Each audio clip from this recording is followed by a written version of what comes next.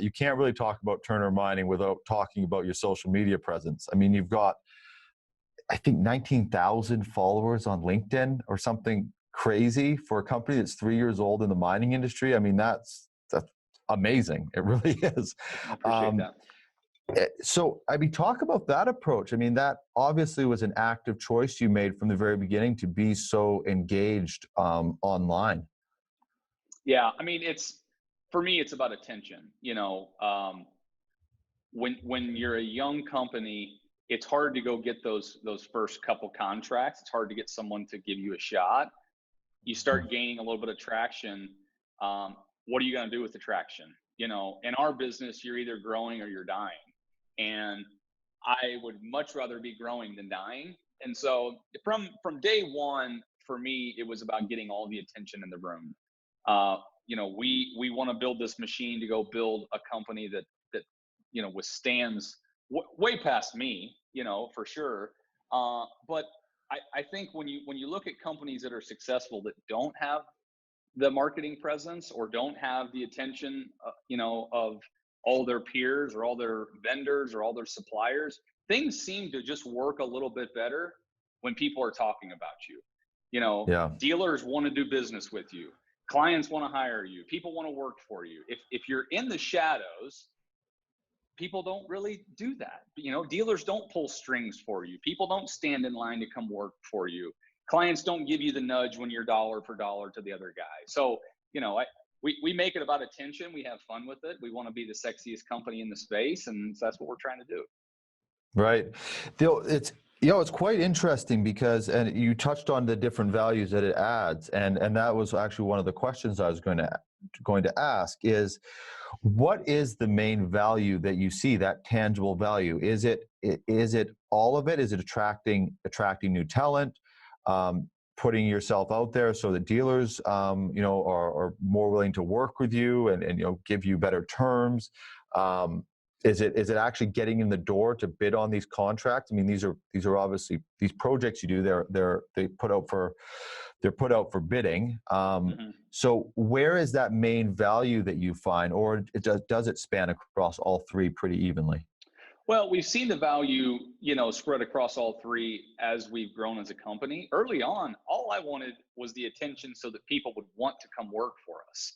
It wasn't about the dealers or the clients or anything like that. I knew we were going to be successful in this space and build a successful company. We had to have the people want to come work for us. And so it started with social media. I went to where the attention was, and that was Instagram, Facebook, and LinkedIn. And then as people have started to, flock and put applications in, I think we get something like 25 applications a day. Was the last stat I heard from our HR team. So, once that started to happen, then the banks started to talk about you, because they see you on LinkedIn. Oh, we'd love to bank with you. We'd love to give you money. Well, at the time I was 27. What 27-year-old can go get money to go buy $1 million machines? And then, so the more attention, then clients say, hey, we see what you're doing. We'd love to have you out. And then dealers say, hey, why don't you try some of these new machines for free for a while since you guys have all this attention. Right. So it's snowballed as we've, done more of it.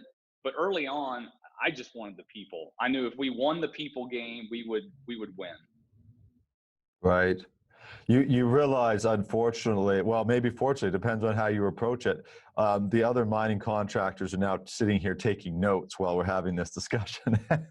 Well, and the beauty of it is, and I feel very strongly about this, we give all of our secrets away.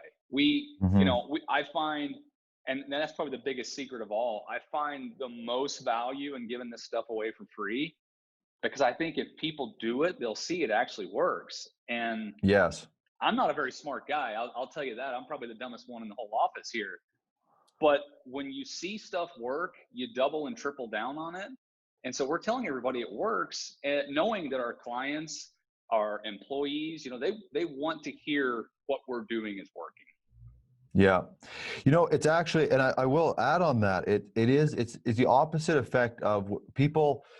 Actually, I was having this conversation yesterday with someone that's like, when you see all the car dealerships all beside each other, someone pointed out to me that there was another show that was similar. We're doing some more in the energy sector.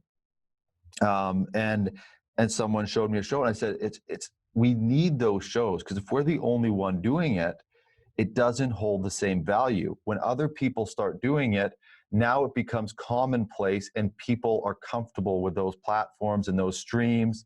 It actually helps you, as long as you have a good product. If you don't have a good product, if it gets you in the door with a dealer and then you run their machine off a bank, well, that's not going to be very helpful. Well, and also, Jared, this stuff only works for a period of time.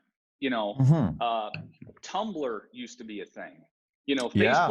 Facebook used to be way more popular than it was. Instagram has even lost a bunch of organic reach. So things come and go, and we got to think about the next thing. We're on this thing called TikTok, where it's it historically has been a lot of very young people too young. Are you dancing?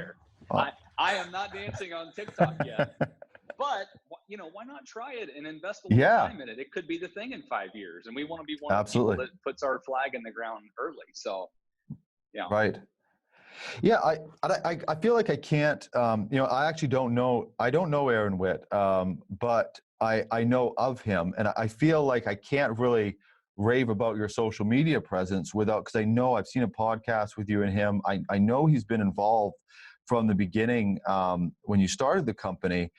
And so I kind of want to plug him, because I think he does some great, amazing stuff online. Like he's got pictures of machines running. He's going all over the US. It's really neat stuff. And he was with you right from the very beginning, doing some of your content development and things like that. Is that right? Yeah, I've been watching the Michael Jordan documentary, and early on in the documentary, Michael Jordan said they shouldn't say the name Michael Jordan without Scottie Pippen. And the same thing's true with Witt. Witt's a good friend of mine. He's been a buddy before he ever started doing what he's doing now. We were friends. There's a few things, if we wouldn't have done them, we wouldn't exist today as a company. Aaron is without a doubt one of them. He's really the reason why we had so much traction as early on as we did.